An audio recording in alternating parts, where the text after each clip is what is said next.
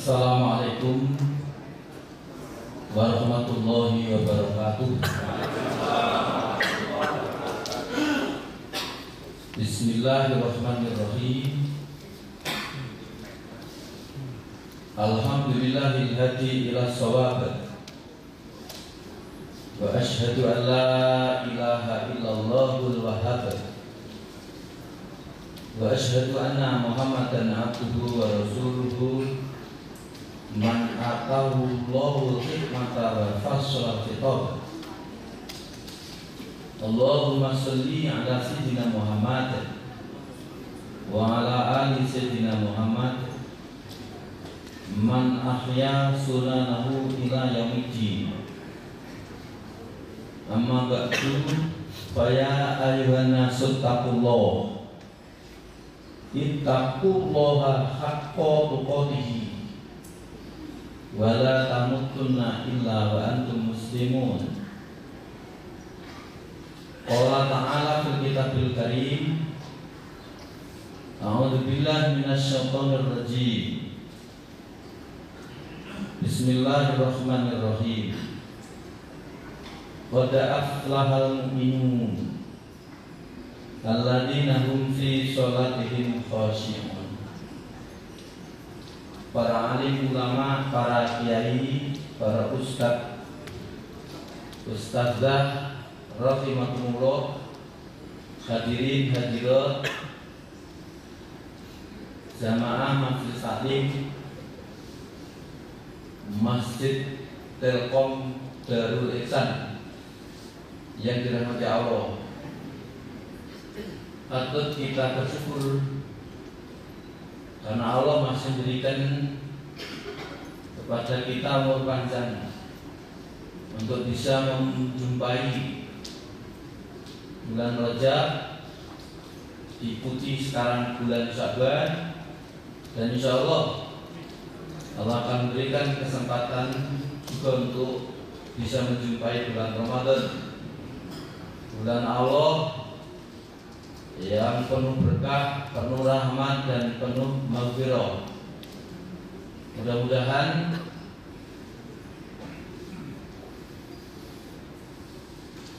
bulan Rajab, bulan Sya'ban membawa berkah bagi kita, dan kemudian ditambahkan umur panjang untuk bisa menjumpai bulan Ramadan, hingga kita bisa menunaikan ibadah yang mengantarkan kita menjadi kekasih Allah, yaitu hamba yang muttaqi, hidupnya bermakna, akhir hayatnya indah husnul khotimah, dan mudah-mudahan di akhirat kelak mendapatkan ridhonya, dimasukkan surganya. Amin ya rabbal alamin. Tentu kedua kalinya jangan sampai lupa fadilah sholawat dan salam kita aturkan pada baginda Nabi besar Muhammad sallallahu alaihi wasallam. Allahumma sholli alaihi, beserta keluarganya, para sahabatnya, para tabi'in, tabi'un tabi'in. Mudah-mudahan kita bisa meladani jejaknya, di akhirat mendapatkan syafaatnya. Bapak Ibu jamaah majelis taklim Masjid Darul Ihsan Telkom Bandung yang dirahmati Allah, tema yang ditawarkan untuk usung pada siang ini adalah menggali dahsyatnya sholat sumber energi untuk menyelesaikan segala persoalan hidup dan kehidupan kita, baik di dunia maupun di akhirat. Ada baiknya kalau kajian ini kita awali dengan ada satu cerita. Ada seorang yang mempunyai kuda robot. Kuda robot itu dinamakan kuda robot soleh karena passwordnya itu kalimat thayyibah. Kalau berjalan itu dimulai dengan membaca alhamdulillah, kalau menghentikan dibacakan bismillah. Karena Robert Puja ini ajaib, ada seorang pemuda yang tertarik untuk minjam. Tuan, apakah diizinkan? Aku minjam Robert Puja ajaib. Si pemiliknya mengatakan silakan, tapi harus dihafalkan passwordnya. Kalau sampai passwordnya tidak apa, celaka kamu sudah. Dihafalkan dan dites yang benar-benar hafal, diberikan, kemudian ditunggangi. Seperti pesannya tadi, kalau mulai sudah naik memperjalankan baca alhamdulillah. Alhamdulillah rabbil alamin, coba semakin diulangi alhamdulillah rabbil alamin semakin kencang. Alhamdulillah rabbil alamin, alhamdulillah rabbil alamin, alhamdulillah rabbil alamin, kencang. Di tengah-tengah asiknya naik kuda itu, tidak terasa bahwa 5 meter lagi itu sudah ada jurang. Lupa passwordnya ini. Nah, kurang 1 meter baru teringat, iya ya, untuk menghentikan itu kan baca basmalah, bismillahirrahmanirrahim. Kuda Robert langsung berhenti, pikiran bawah sadarnya bersyukur pada Allah, terhindar dari suatu kejuruan. Baca alhamdulillahirabbil alamin malah masuk jurang. Ceritanya konyol, tapi ada hikmah dengan hal. Mengapa sang pemuda tadi jatuh ke jurang? Ada apa dengan password? Di mana letak kesalahannya? Jawabnya, hidup kita ini mesti harus punya password. Kalau hidup tidak punya password, kerugiannya bukan hanya di akhirat, dunia pun juga akan rugi. Celakanya bukan hanya di akhirat, dunianya pun juga celaka. Dan kalau sudah punya password, harus tahu arti maknanya password itu. Kalau tidak, juga celaka. Pertanyaannya, mengapa sang pemuda jatuh ke jurang? Lantaran passwordnya itu terbalik. Gara-gara tidak tahu arti makna. Karena Rasulullah mengajarkan kepada kita, kalau tidak lakukan sesuatu, bismillahirrahmanirrahim dong. Kalau menghentikan, berhenti, selesai, alhamdulillah. Tapi ini dibalik, maka celaka. Itulah mengapa sang pemuda tadi jatuh ke jurang. Karena kita password hidup dan kehidupan kita apa? Apakah kita punya password atau tidak? Ini menentukan. Bapak dan saudara, sebelum tak jawab password hidup kita apa? Jika segala sesuatu, pekerjaan, amal, usaha didahului dengan bismillahirrahmanirrahim, mendatangkan ada kehadiran Allah, maka pekerjaan itu tidak mungkin akan dijalankan ala kadarnya, asal-asalan. Tidak mungkin dia akan berlaku konyol, tidak mungkin. Karena kita ketika tidak lakukan sudah ada kehadiran Allah, melibatkan Allah. Jika satu pekerjaan itu melibatkan Allah, hasilnya pasti maksimal tinggi. Karena dijalankan bukan asal-asalan, dengan kesungguhan. Karena merasa ada kehadiran Allah, dilihat Allah, diintai oleh Allah. Dia bekerja bukan out of control, bukan kontrol dari luar, tapi internal kontrol. Kalau ada auto kontrol, kontrolnya adalah apa? Maka ketika dia melakukan pekerjaan itu pasti maksimal dilakukan baik. Hasilnya, kualitasnya juga tinggi maksimal. Orang yang bekerjanya kualitas tinggi maksimal, maka orang itu disebut dengan orang yang punya prestasi. Berhak kalau akhirnya dapat pujian. Tapi pujian itu karena ada kehadiran Allah, bahwa semua af'al Allah, semua sifat Allah, semua zat Allah tidak mengklaim dirinya. Baru ia ucapkan alhamdulillah ya rabbil alamin. Apa maknanya Bapak dan Saudara mati Allah? Kalau kita susun dalam bentuk diagram, maka setiap kita melakukan pekerjaan mesti harus jawab bismillahirrahmanirrahim. Prosesnya ada profesional, akhirnya mesti akan kualitas maksimal. Awal bismillahirrahmanirrahim, tengahnya ada profesional, akhirnya ada pujian prestasi alhamdulillahirrahmanirrahim. Maka bismillahirrahmanirrahim dan alhamdulillahirabbil alamin itu menjembatani profesionalisme. Profesionalisme itu melakukan kerjaan, melakukan amal sesuai dengan akidah yang diyakini kebenarannya secara ilmiah.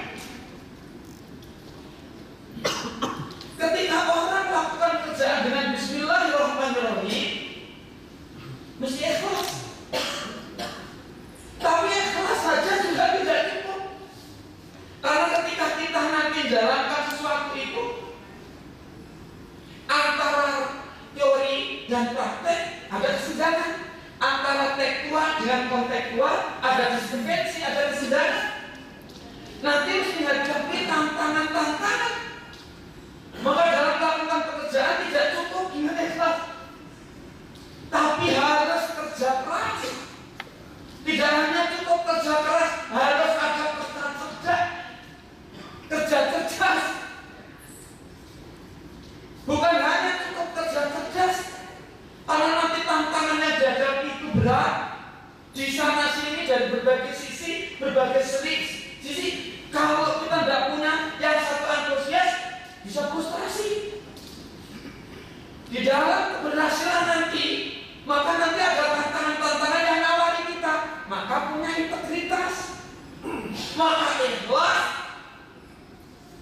harus disusul dengan kerja keras, kerja cerdas, kemudian antusias, dan kemudian punya integritas. Hasilnya insya Allah kualitas. Nah, Bapak dan Saudara yang dirahmati Allah, sekarang bagaimana agar kerja kita ini ikhlas? Itu tidak gampang. Kalau passwordnya tidak benar, password hidup kita ini apa? Kira-kira apa? Password hidup kita ini kira-kira apa? Menurut saya, Bapak yang pakai kaos nila, kelihatannya menurut bisa debat, kelihatannya bisa jawab ini. Kalau bisa jawab berpulang. Jawab ikhlas.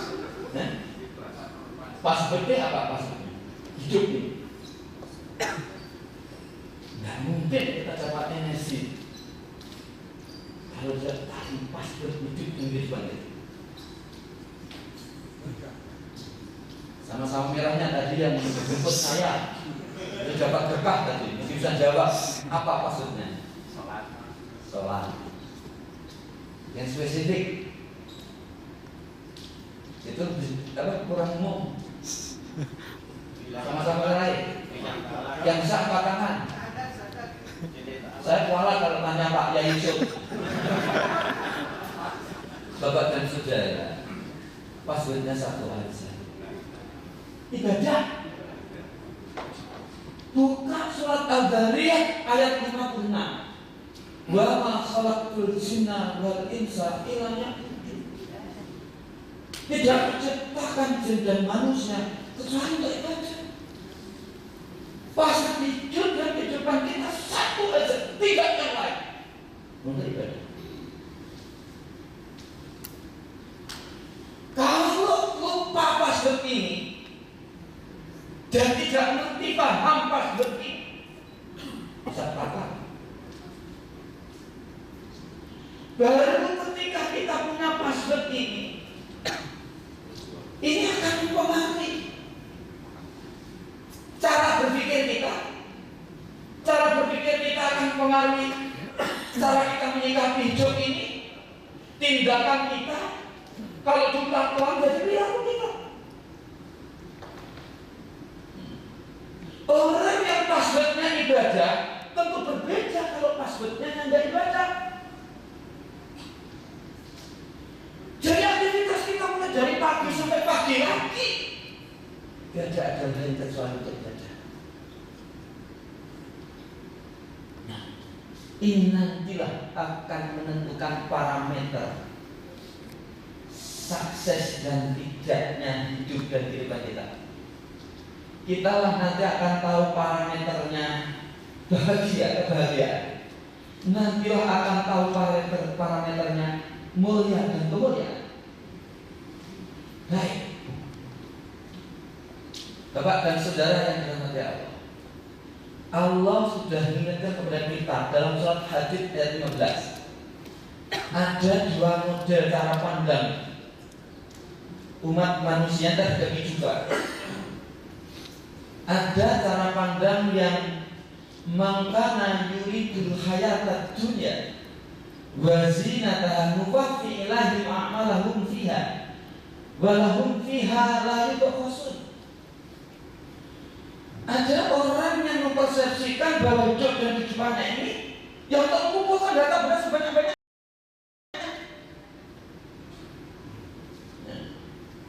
Yang penting hidup ini kerja dapat uang, kerja dapat uang. Ingat, kalau ada hamba yang semacam ini, Allah akan menyediakan sukses. Nuwaffi ilaihim a'malahum. Allah akan mencukupi kalian seperti permintaan kalian tentang dunia. Nuwaffi ilaihim a'malahum fiha walahum fiha la yabkhasun. Malah Allah katakan tidak nambah sedikit pun apa yang kalian minta dan apa yang kalian tuju itu. Dari sinilah kemudian jangan sampai muncul mengeluh, temanku itu tidak sholat, malah kaya raya, jabatannya mulus, aku yang sholat kok malah kayak begini. Allah sudah mengingatkan, kalau kalian niat hidup ini, persepsi kalian adalah untuk mengumpulkan data, tabri tanpa sholat, tanpa kehajutan, tanpa doa, tanpa puasa, tabri, tidak ada kurang sedikit pun. Tapi ada orang yang model persepsi hidupnya adalah surat Al-Baqarah ayat 201. Wa minhum ma yaqulu rabbana atina fid dunya hasanatan wa fil akhirati hasanatan wa qina azabannar. Ada seorang hamba yang persepsi tujuan hidupnya itu mendapatkan kebaikan dunia sekaligus kebaikan akhirat dan mohon dihindarkan dari api jahanam. Dua model ini akan mempengaruhi cara pandang hidup, sikap, perilakunya. Bapak dan saudara yang dirahmati Allah, nah ini menentukan yang disebut dengan orang sukses itu yang bagaimana, yang bahagia itu yang bagaimana, yang mulia itu yang bagaimana. Kalau pandangan surat Al-Hadid ayat 15, kalau persepsi hidup dan kehidupan hanya dunia, maka pengertian sukses menurutnya adalah kalau jabatannya tinggi, rumah banyak mewah, harta benda melimpah, popularitas kenal di mana-mana, ukuran dia itu. Tapi kalau orang itu ukurannya dunia akhirat, ada pertanyaan, Apakah sukses dunia juga diikuti sukses akhirat? Tidak akan pernah. Kalau kita min huma yaqulu rabbana atina fid dunya hasanah wa fil akhirati hasanah wa qina adzabannar. Ukuran sukses bukan terbatas kepada dunia. Dunianya juga sukses, akhiratnya juga sukses. Jadi ukurannya bukan ketika kita banyak uang, jabatan tinggi, rumah mewah megah, sampai terhenti di situ. Tapi apakah akhirat itu juga sukses seperti dunia? Ini juga parameter untuk menetapkan anak kita sukses atau tidak. Umumnya orang tua mengatakan anaknya sukses kalau seperti yang tak sebutkan tadi. Direktur rumah sakit, direktur di Telkom Bandung, ketua MPR, ketua DPR, presiden sekalipun, itu dianggap sukses dunia. Tapi bapak ibunya sanggup berani jamin akhiratnya juga sukses. Konsekuensinya nanti luas. Kalau anak kita kepengen nanti dunianya sukses, akhiratnya sukses, kurikulumnya kayak apa? Untuk ngantarkan anaknya ke dunia sukses, akhiratnya sukses. Itu berbeda. Kalau hanya sekedar kita ngantarkan anak kita kerja seperti yang tak sampaikan, kurikulumnya berbeda. Kalau kita punya standar tadi sukses dunia dan akhirat.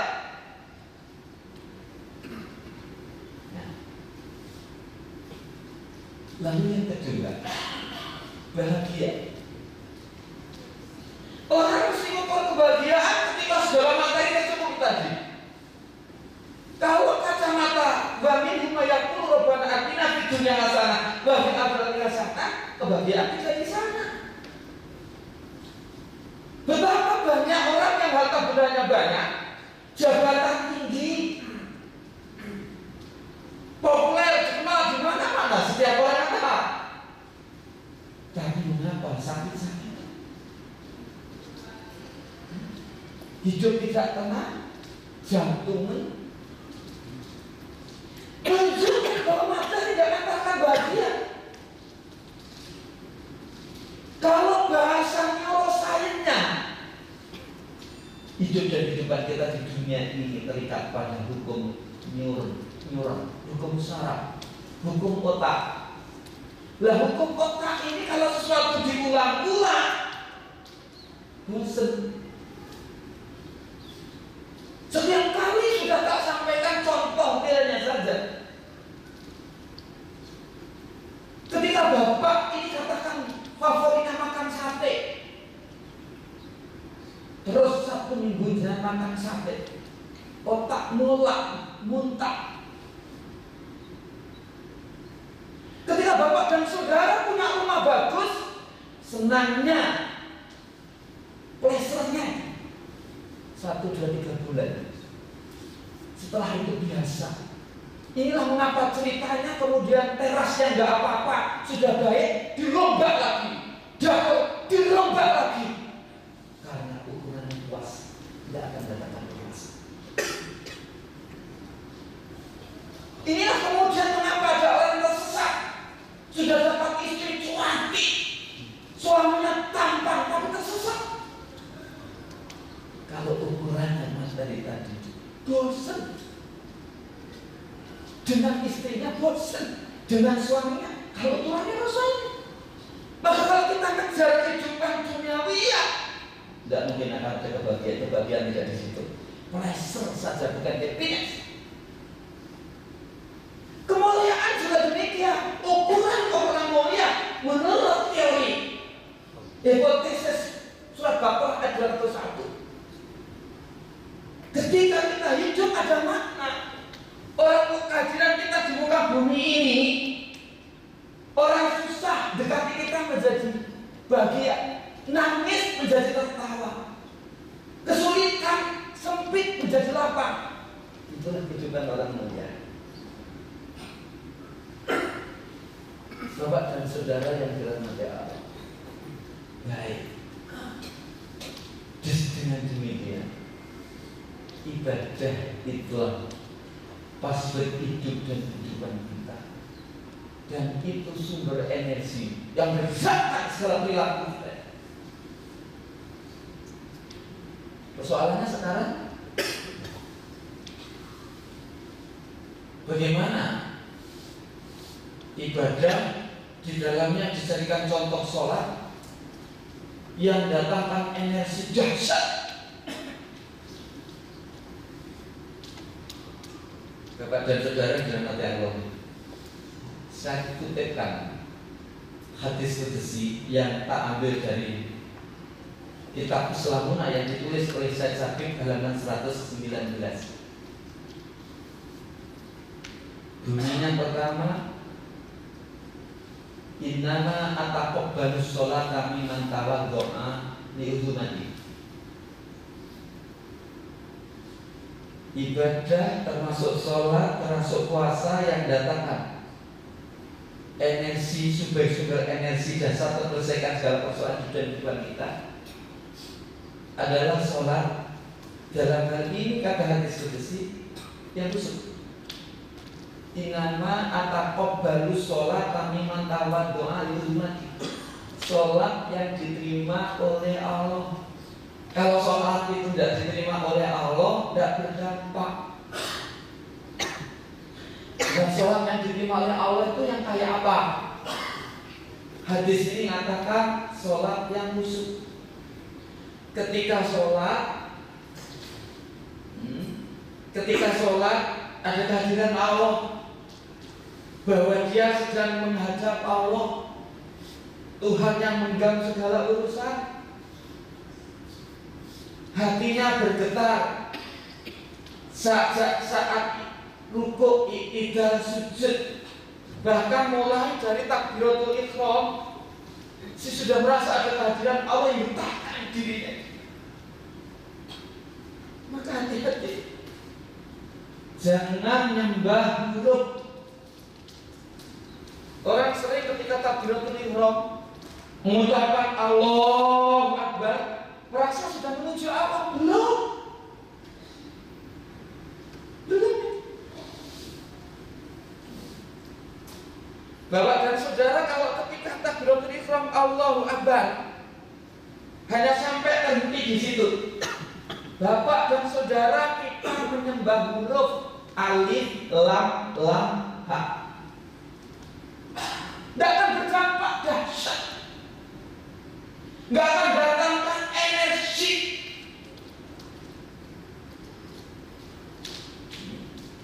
Sekarang, untuk biar Bapak dan saudara paham, nanti bisa dibuka surat Nahl ayat 78. Wallahu akhrajakum min butuni ummahatikum la ta'lamuna syai'a wa ja'ala lakum as-sam'a wal absara wal af'idata la'allakum tashkurun. Bukan surah ayat 78. Dan Allah melahirkan kita dari rahim ibu. La ta'lamuna syai'a. Engkau tidak tahu apa-apa. Saat ini pada mata tapi tidak bisa melihat. Saat ini pada telinga tidak bisa dengar. Saat ini pada mulut tidak bisa bicara. Saat ini pada kaki tidak bisa berdiri tegak berjalan. Saat ini ada tangan tidak bisa bergerak. Dari nanti kita tidak akan menyembah Tuhan. Jadi ketika kita angkat tangan Allahu Akbar, ada af'al Allah, ada sifat Allah, ada zat Allah. Wallahul wujud, wallah, wal mawjud, wal ha, wal rahman, wal rahim, wal hamd.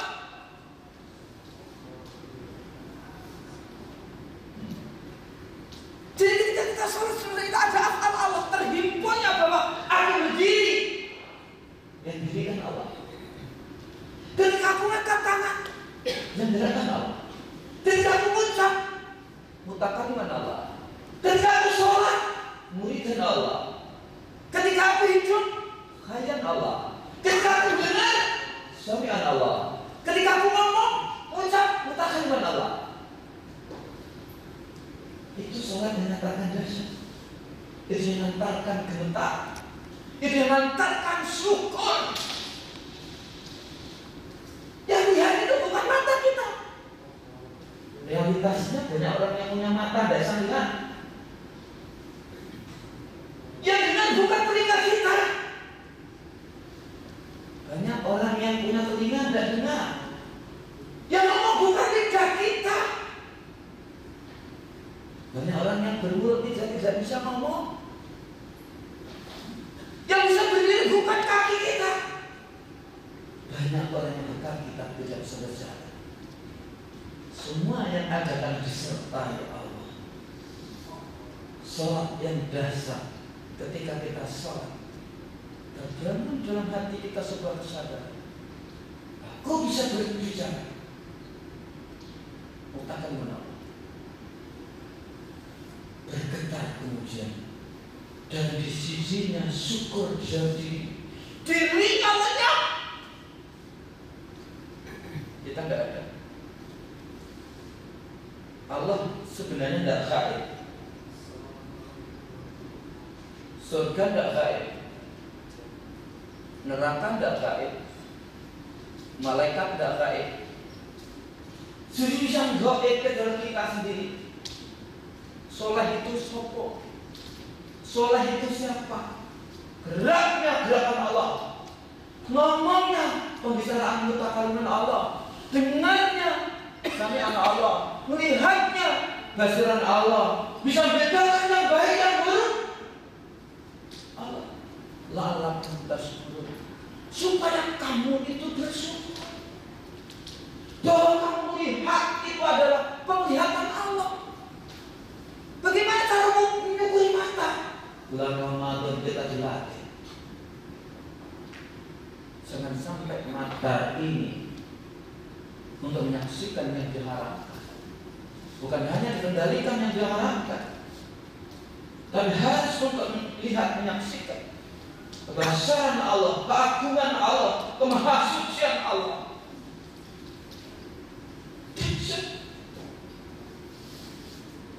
Tapi sayang, sholat kita seperti yang disinyalir oleh ayat Al-Quran. Wa minhum may yaquluna bi afwahihim laisa fi qulubihim. Yaquluna bi alsinatihim ma laisa fi qulubihim.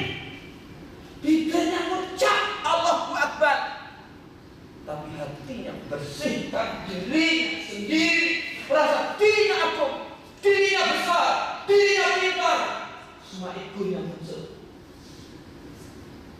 Yang perlu nanti akbar di mailai saat itu di sini adalah Al-Quran.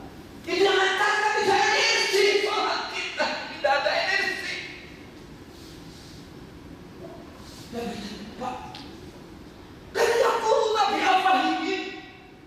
Yang perlu nabi asnabihim laisa fi qulubihim, tapi hatinya itu.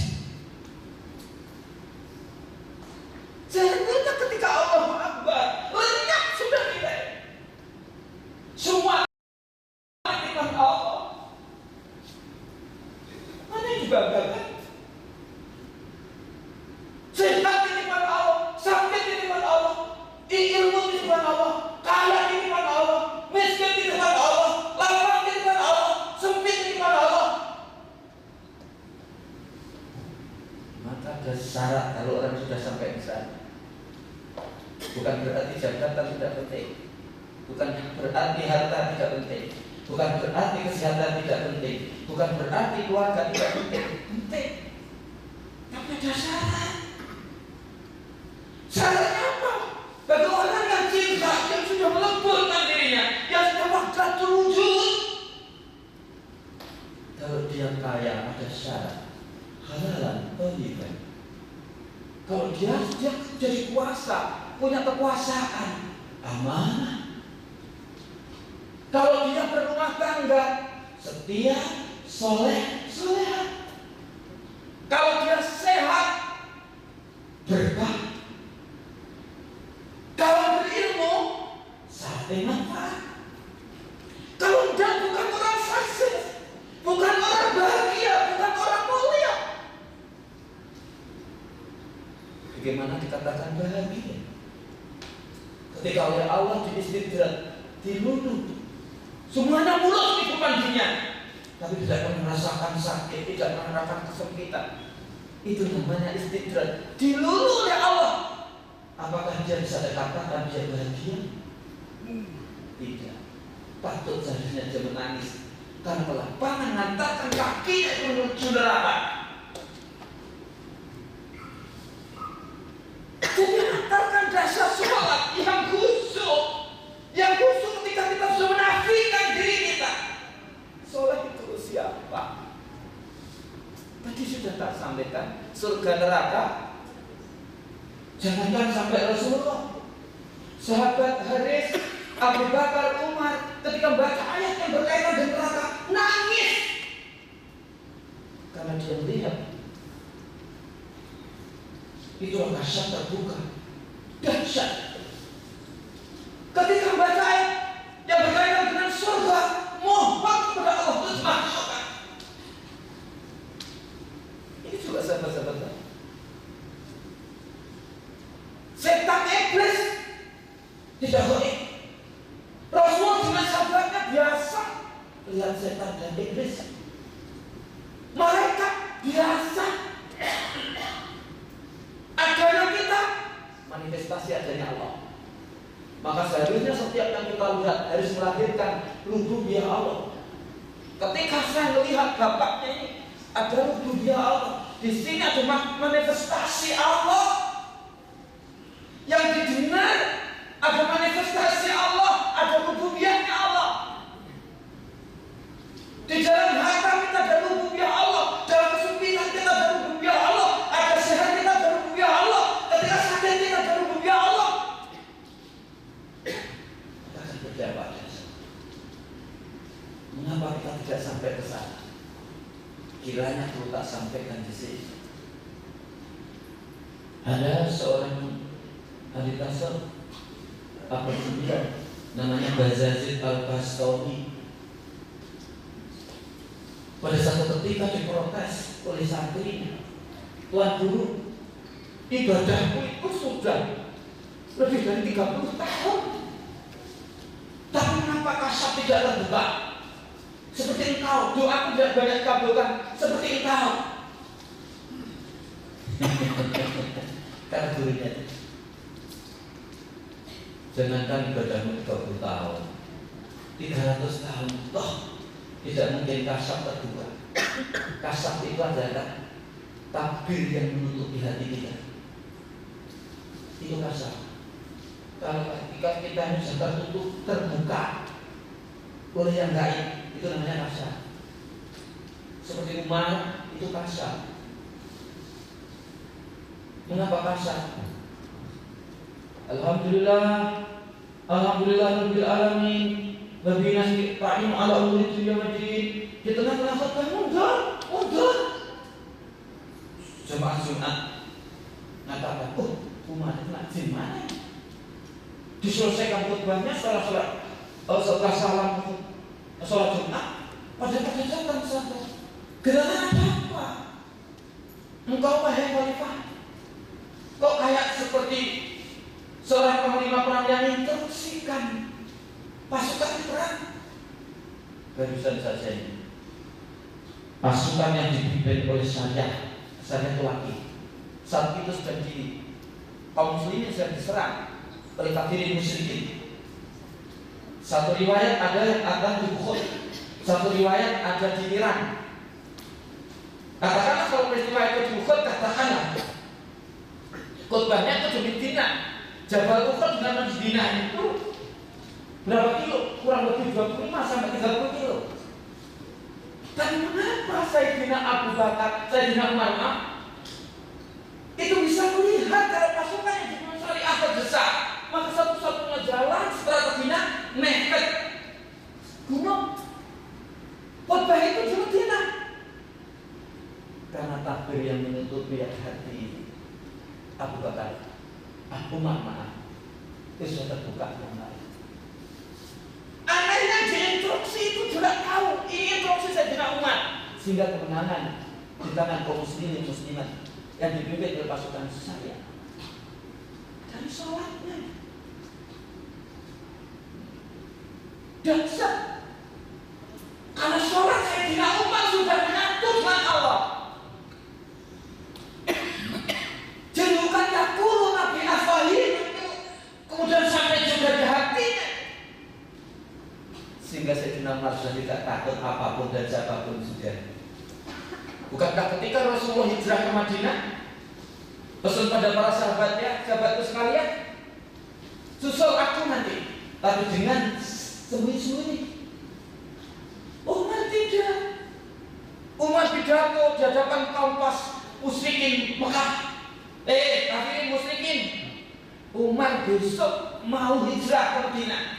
Kalau istrimu kepengen janda, anakmu kepengen yatim, ayo jemput Umar. Sudah menyatu kepada Allah. Dia sadar kematian bukan dari tangan manusia, tapi takdir Allah. Ngapain harus takut? Dasarkan energinya. Lagi kasab lagi ketika jadi khalifah, gubernur Mesir dipegang oleh Amr bin As. Ada kebijakan yang ditetapkan oleh Sayyidina Umar, kebiasaan orang Mesir yang berikan sesaji gadis tercantik dimasukkan Sungai Nil agar penghuni Sungai Nil itu tidak keperanan. Dihentikan oleh Sayyidina Umar, dilarang Sayyidina Umar. Apa yang terjadi? Benar, ketika tahun itu tidak memberikan sesaji, kering Sungai. Akhirnya penduduk pemuka-pemuka Mesir datangi gubernur Amr bin As, suruh menyampaikan pada Sayyidina Umar untuk meninjau kembali kebijakan. Nyatanya benar kan? Ketika Amr bin As datangi Umar, apa yang terjadi? Umar hanya ngambil kulit domba, ditulisi Hamil. Kalau ngalir karena Allah, ngalir lagi. Kalau ngalir bukan karena Allah, gak usah ngalir. Lemparkan itu, dilemparkan langsung ngalir. Dia sopan. Tapi sayang, sholat kita termasuk yang ngomong, termasuk yang ceramah. Itu kayak seperti muridnya Bayazid Al-Bastami. Dia protes kepada gurunya. Sang guru 20 dari 30 tahun ibadah ya kau seperti kau. Tapi mengapa aku tidak mendapatkan kasar seperti kau? Aku dapatnya kabur seperti kau. Jangan tadi 30 tahun, 300 tahun tidak akan mungkin terbuka kasar. Loh, mengapa Tuhan Guru? Hatimu masih berpenyakit. Tuan Guru, kalau hati itu berpenyakit kenapa tidak bisa? Itu diobati, diterapi. Ya bisa. Tapi mana mungkin engkau bisa jalani? Sudahlah sami nawa atau Tuan Guru, yang penting kasab terbuka seperti engkau, doaku hanya dikabulkan seperti engkau. Oke. Sekarang serban yang kalian kalungkan ke leher itu lepas. Jubah yang menurut kalian kebesaranmu itu ganti yang paling compang capek. Kemudian ambil kantong, kasihkan kalian isi kaca. Kemudian kalian gantungkan ke lehermu. Datangi orang-orang ramai di pasar dan sampaikan, siapa yang menempeleng kita kasih kacang dalam kantongmu? Siapa yang menempeleng kita kasih kacang dalam kantongmu? Kalau sudah, bukankah sampai cerita santrimu lebih besar banyak daripada santriku? Ribuan. Datangi ke santrimu dan sampaikan kepadanya, siapa anggota jamaahku yang mau menempelengku, tak kasih kacang dalam kantongku. Tiba-tiba sang murid mengatakan, Allahu Akbar, Subhanallah, Masya Allah. Nah, Kalimat thayyibah yang kalian ucapkan itu kalau diucapkan orang mukmin akan berubah dari kafir. Dan kalau yang diucapkan orang kafir berubah jadi mukmin. Tuhanku tidak ngerti yang kalian maksudkan, nggak ngerti Tuhanku yang kalian maksudkan. Bayar pas kau menyatakan, bibirmu mengucapkan Allahu Akbar, tapi hatimu besarkan dirimu. Bukankah di tengah-tengah jamaahmu kalian lebih mulia, lebih pintar, lebih agung, lebih suci? Itu yang kata si kalian. Maka sholat ibadah tidak akan dahsyat.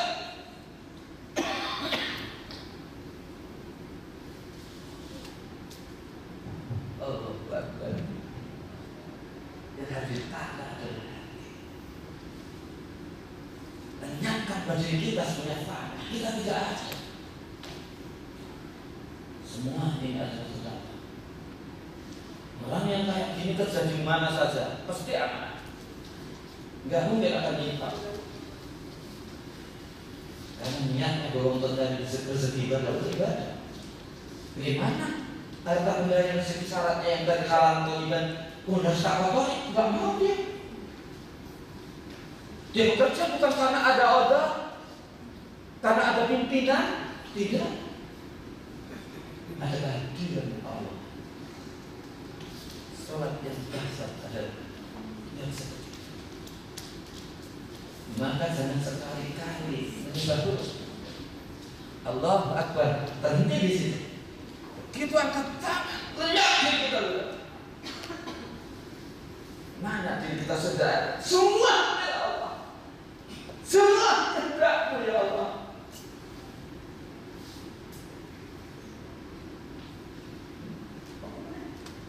Sehatan milik Allah. Orang yang kalau sudah kaya begini, sakit akan terasa sehat, sempit akan terasa lapar, jauh akan terasa dekat, berat akan terasa ringan. Dipuji sama dengan diterima Allah. Dia sudah tidak butuh apa-apa. Sholat yang kayak gini akan datang kan sudah tidak ada kenikmatan dunia, tidak ada kenikmatan. Kenikmatan didapat dari diri sekarang berjumpa dengan Allah. Merindukanlah dia. Datangnya malam wajar kalau kemudian kalau malam tidak tahajud, Imam Ghazali menangis, Rasulullah menangis, sahabat-sahabat menangis. Bandingkan dengan kita, malah tertawa dan senyum. Bapak dan saudara mati Allah, kepingin jasad coba. Ada seorang ahli tasawuf namanya Rabi'ah Al-Badali. Karena kesalahannya, banyak orang-orang salah yang tertarik untuk minang. Akhirnya yang minang-minang itu dikumpulkan. Baru Rabi'ah Al-Badali menyampaikan, dari semua yang kepingin minang saya ini, kira-kira siapa yang paling berhak?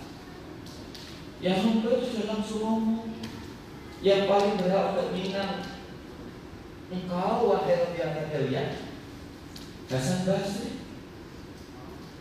Tapi Rabi'ah Al-Badali katakan, oke, kalau memang Hasan Basri yang berhak, tapi ada syarat. Dia bisa minang aku, harus bisa menjawab pertanyaanku. Apakah Hasan Basri kuat sanggup untuk menjawab pertanyaanku? Atas izin Allah, insya Allah akan dijawab. Sama-sama orang soleh. Maka semua gerakannya ada izin Allah, ridha Allah.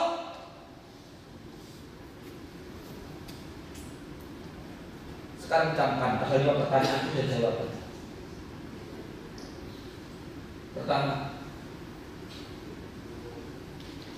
jawabkan pertanyaanku, apakah aku nanti matiku dalam keadaan kafir atau muslim?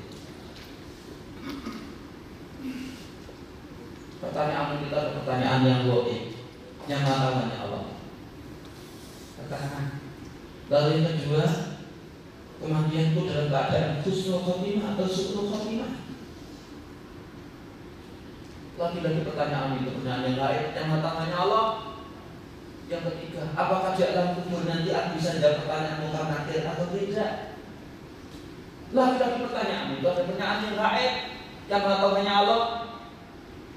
Pertanyaan keempat, ketika aku nanti bangkitkan dari alam kubur,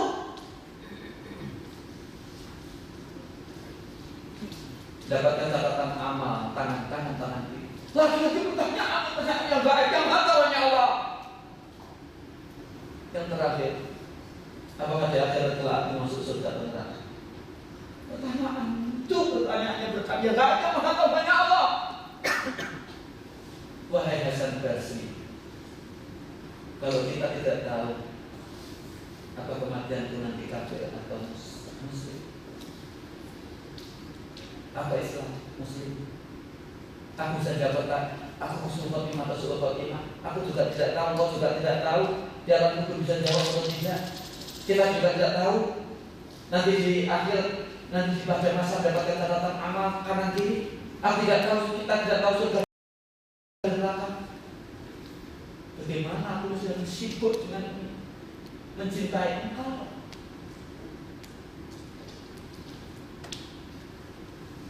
Kepada saudara pada Allah.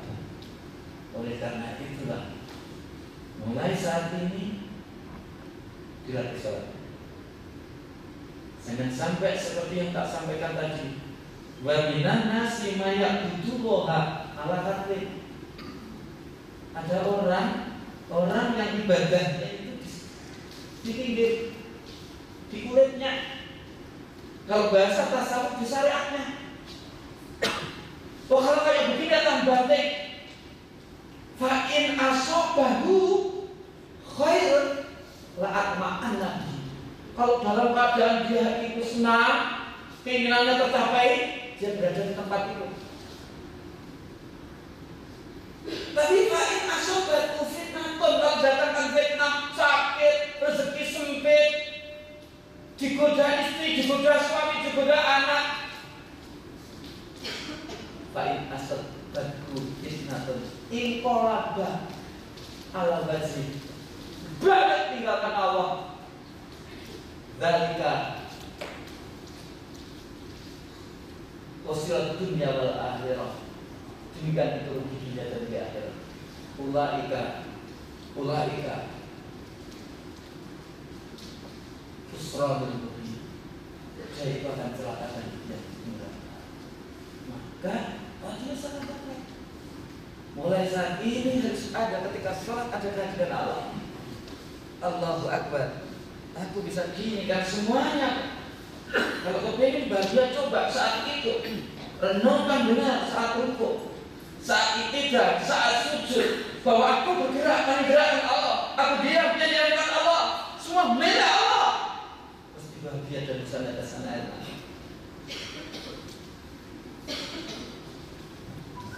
Pertanyaan. Oleh karena itu oleh karena itu Imam Ghazali kalau tidak sholat yang ditambah hatinya. Karena hati itu gak seperti pohon. Kalau pohon itu rantingnya lebat, bercabang-cabang, maka setan suka, burung suka begitu di situ. Hati kita juga begitu, setan pun juga akan mudah melincirkan kita. Maka kalau kepingin sholat hatinya dulu kita Bapak dan saudara mati Allah, insya Allah yang lainnya nanti akan tak sampaikan. Singkat karena waktu luang waktu dan sempit. Yang kedua, sholat yang diterima itu adalah innama ataqabbalu sholat kami mentawad doa liudunati walam yastatil biha ala khalqi. Tercermin dirinya tidak sombong karena ilmu, karena sholatnya khusyuk tercermin dengan makhluk yang lain, tidak sombong, tidak mengecilkan, tidak rendahkan. Walam yakin musyiran ala maksiati. Tanda-tanda orangnya sholatnya diterima oleh Allah yang dahsyat itu. Kalau melakukan maksiat, terkecuali yang ngapain kita lakukan? Dihentikan sudah. Rasulullah waktu mulai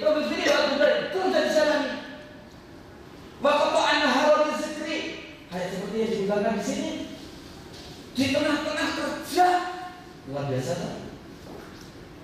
Sholat jamaah, dikit-dikit. Ini yang dimaksud waqafa anhar dizikri. Salah satu di antara sholat yang diterima ketika siang hari disibuk-sibuk kerja, tapi menyisihkan waktu untuk berjamaah 5-10 menit untuk zikir, untuk wirid. Bukan saya yang ngomong, ada diskusi. Jadi di sini sudah pas. Terus barakimal masakin, tersentuhan sholatnya diterima mudah tersentuh ketika penderitaan orang lain. Wal amalata janda yang tidak punya sumber ekonomi tersentuh dirinya. Bukan sering tak sampaikan janda cantik dan kaya, tapi janda yang tidak punya sumber ekonomi didekati, dibel dia. Wabna sabil, orang yang bepergian tapi kehabisan bekal, jaminan Allah dasar. Zalikan dulu kamu sama sih.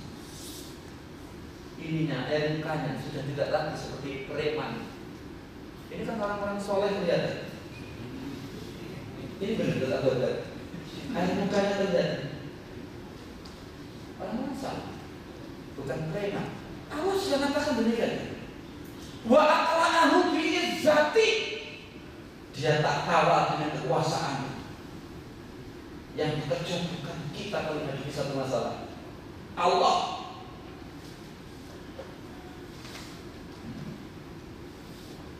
Wa astaghfiru malaikati, tak perintahkan malaikat menjaga dia.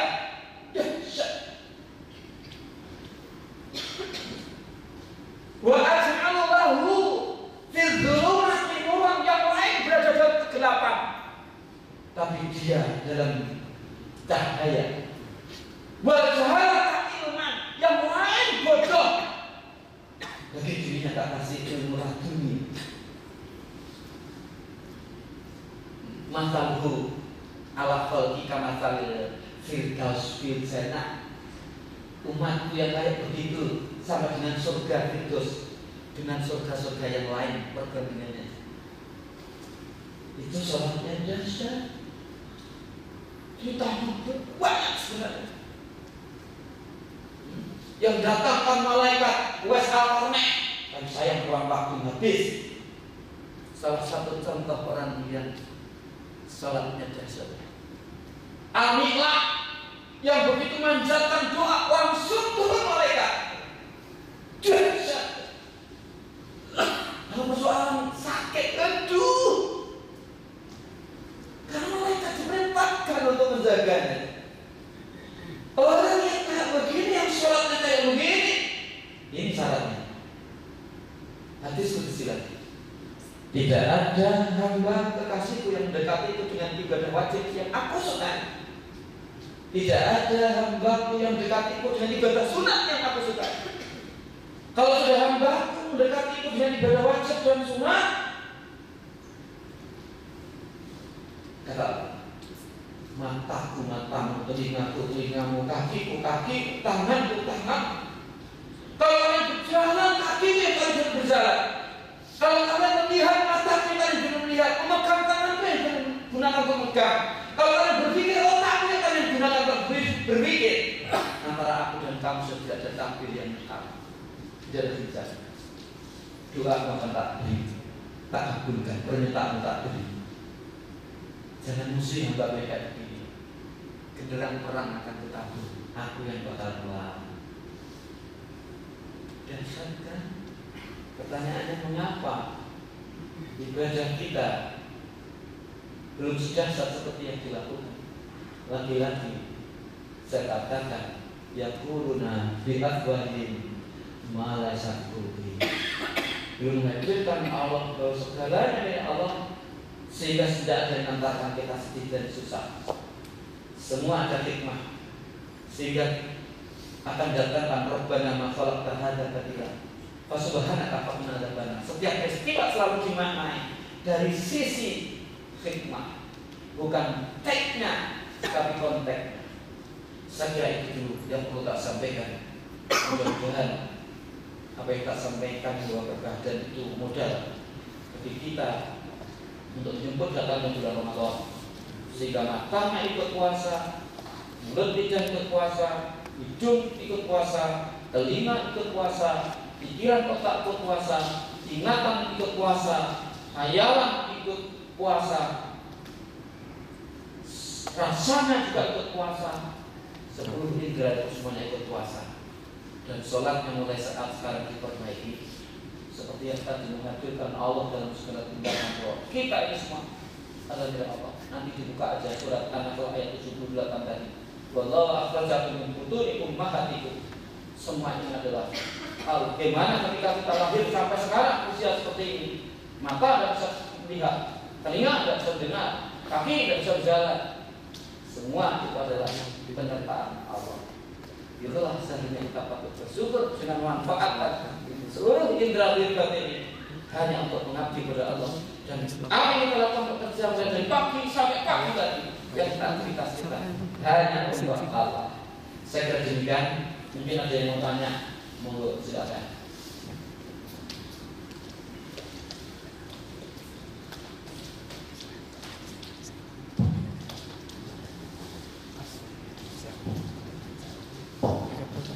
Assalamualaikum warahmatullahi wabarakatuh. Tadi Pak Kiai menyampaikan bahwa banyak orang punya mata tidak melihat, banyak orang punya mulut tapi tidak pandai berbicara, banyak punya orang punya hati tapi tidak bisa merasakan, terutama untuk penderitaan orang lain. Kurang lebih begitu. Yang ingin saya tanyakan, bagaimana caranya untuk melatih mata kita, mulut kita, hati kita agar hijab yang ada pada diri kita ini sedikit demi sedikit lebih nipis lagi, bukan tambah tebal. Terima kasih. Assalamualaikum warahmatullahi wabarakatuh. Waalaikumsalam warahmatullahi wabarakatuh. Begini Pak, pertanyaan yang bagus itu. Dengarkan hadis qudsi. Idza asyaqqani asyaqtuhu wa idza asyaqtuhu fatatuhu. Ketika hambaku sudah mencintai aku, maka aku akan mencintainya. Ketika aku mencintainya, maka aku akan tak justru akan didatangkan sesuatu yang gak sesuai dengan keinginan kita. Mungkin didatangkan sakit itu berkah. Mungkin didatangkan kesempitan hidup itu manifestasi dari Allah yang mengenalkan dirinya. Mungkin anak ini dari masalah manifestasi Allah untuk mengenalkan. Nah, oleh karena itulah bagaimana caranya? Ya kita harus banyak dapat. Ibadah jangan hanya yang wajib. Sholat jangan tepat saja. Rawatib jalani, tahajud jalani, duha jalani, tanpa ada niatan apapun kecuali kepingin bermanfaat pada Allah dalam ridhonya. Syukur-syukur yang sampai doanya seperti doa yang para hadiah tasawuf itu kan begini doa. Ya ilahi anta maksudi wa ridhoka matlubi. Ya Allah Tuhanku, ini semua tak lakukan hanya semata-mata tapi juga untukmu dan ridhomu yang aku cari. Wa aqini mahabbataka wa ma'rifataka ya Allah. Berikan pada aku hati yang selalu merindukanmu. Wa ma'rifataka, dan jadikan hatiku selalu mengenalmu ya Allah. Wa ufawwidu amri ila Allah, dan kuserahkan segala urusanku pada ya Allah. Nah, ketika kita ini sudah melakukan ibadah wajib, ibadah sunat, terbatas bukan sholat wajib tapi juga sholat sunat, tidak terbatas pada puasa wajib tapi puasa sunat, tidak terbatas pada sedekah wajib yang dikenal dengan zakat tapi juga sedekah sunat, tidak hanya haji atau umroh yang wajib tapi juga sunat. Nanti jenengan akan cinta kepada Allah. Sudah dengan sendiri Allah akan menitipkan.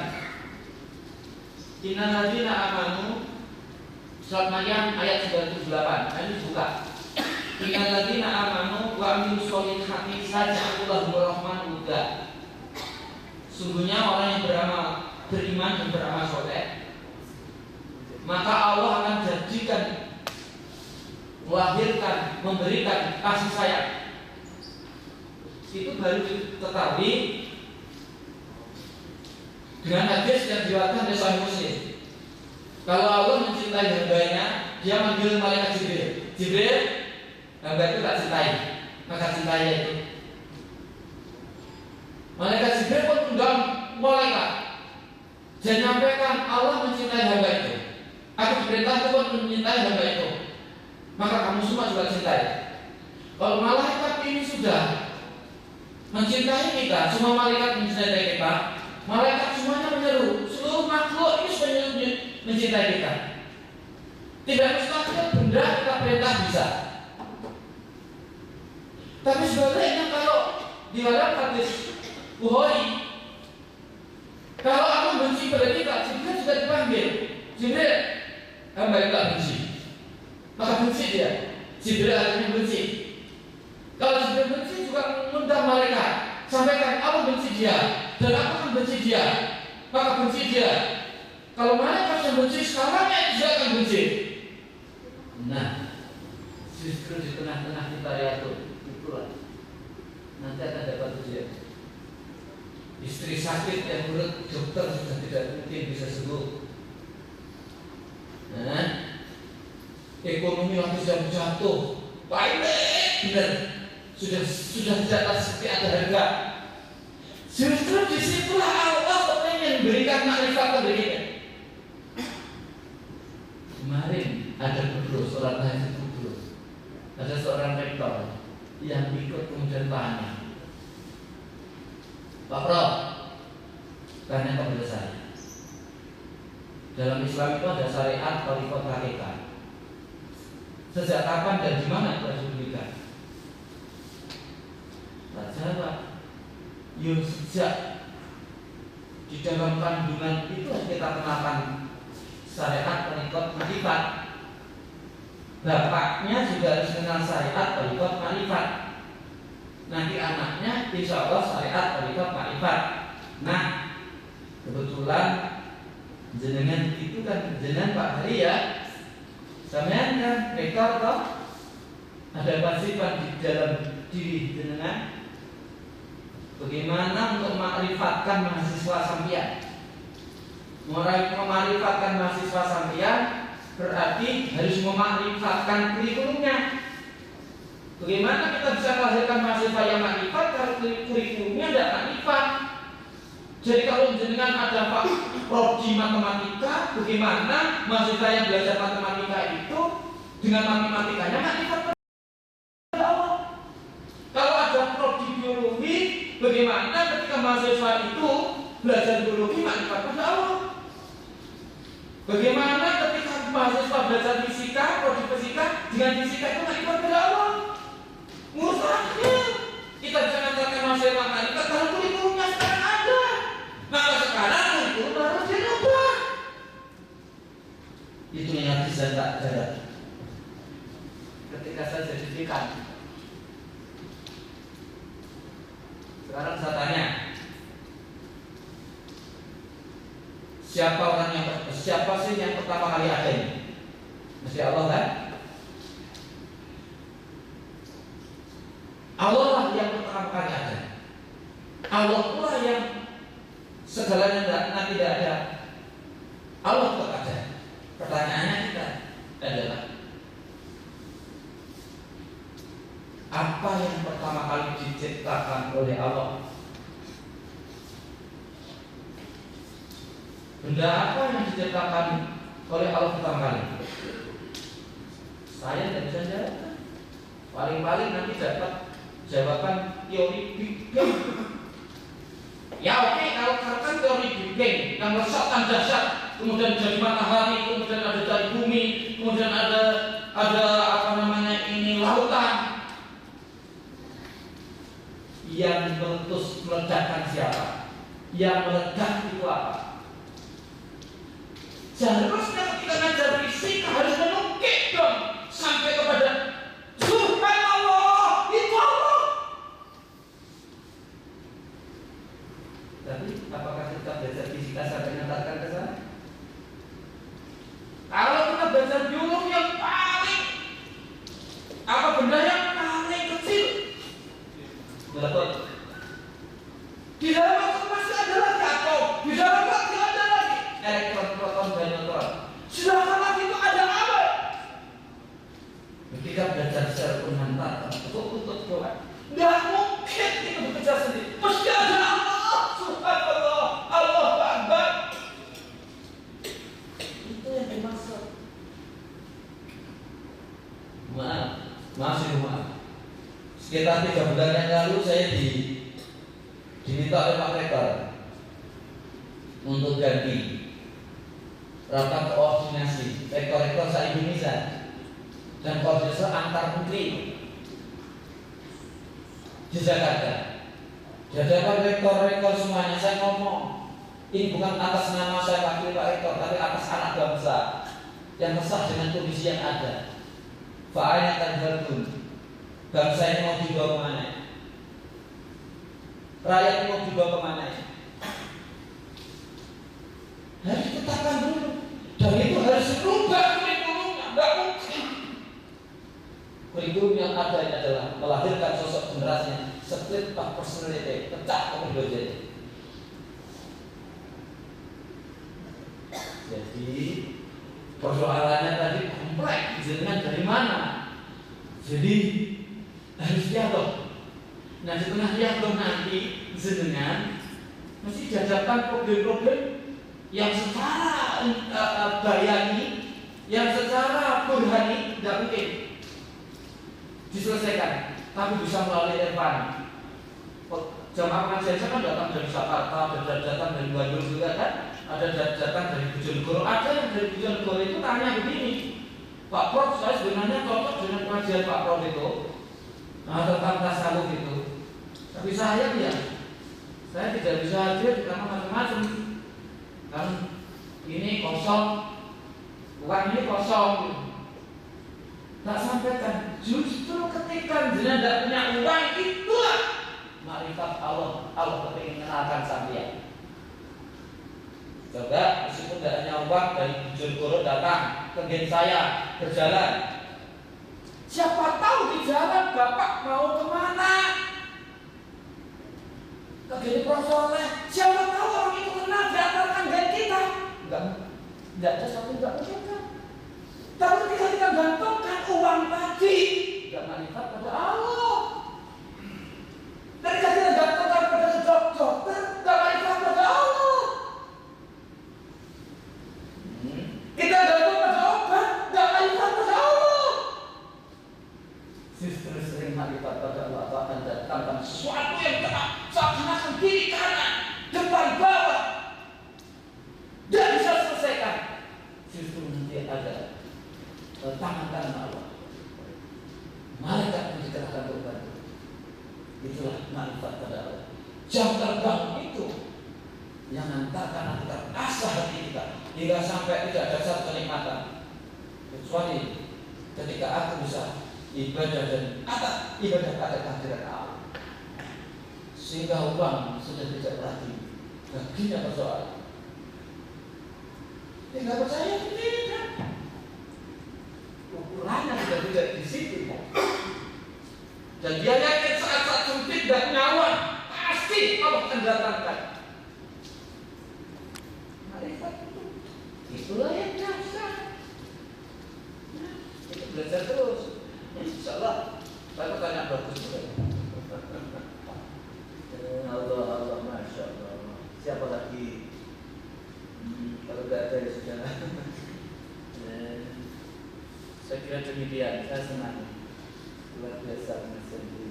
Kalau itu jadi hanya para pimpinan-pimpinan dari kampus saya tidak luar biasa. Saya kira itu mudah-mudahan baik tak sampai berkah. Kita mohon kepada Allah, mudah-mudahan Allah berikan kekuatan dari batin. Bulan Rajab Sya'ban ini bulan yang berkah, diberi kemampuan untuk menjumpai bulan Ramadan, sehingga ibadah kita bisa menunaikan ibadah di bulan Ramadan dan ibadah kita diterima oleh Allah. Allahumma taqabbal minna sholatana wa siyamana wa qiyamana wa qira'atana wa jami'a ibadatana bi rahmatika ya arhamar rahimin. Allahumma hdi qaumina fa'na ma ya'lamun.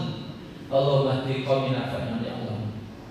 Allahumma inna nas'aluka salamatan fid din wa afiyatan fil jasadi wa ziyadatan fil ilmi wa barakatan fil rizqi wa taqatan qabla al-maut wa rahmatan indal maut wa maghfiratan ba'da al-maut wa habib 'alaina fi sakratil maut wa najatan minan nar wal 'afwa 'inda al-hisab. Allahumma ja'alna min ahli khair masyaallah.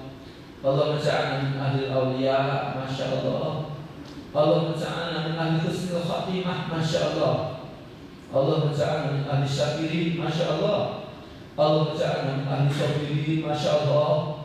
Allahumma ja'alna min ahli mukhlisin masyaallah. Allahumma ja'alna min ahli ilmi masyaallah. Allahumma ja'alna min ahli Al-Qur'an masyaallah. Allahumma ja'alna min ahli jannah masyaallah. Allahumma ja'alna min ladunka sultanan nasira masyaallah. Allahumma rabbi israh lana sadrana wa yassir lana amrana masyaallah. Wa yassir lana amrana masyaallah. Wa yassir lana amrana masyaallah. Allahumma rabbana hab lana min azwajina wa min dhurriyyatina qurrata a'yun waj'alna lil muttaqina imama. Allahumma khtim lana bi husnil khatimah wa la takhtim lana bi su'il khatimah. Rabbana zalamna anfusana wa illam taghfir lana wa tarhamna lanakunanna minal khasirin. Allahumma barik lana fi Rajab wa Sya'ban wa ballighna li syahri Ramadan fi syahri Ramadan.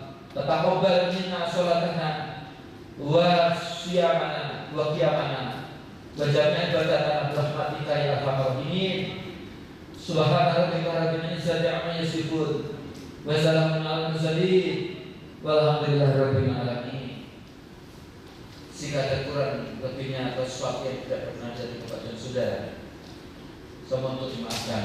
Billahi taufiq wal hidayah. Assalamualaikum warahmatullahi wabarakatuh.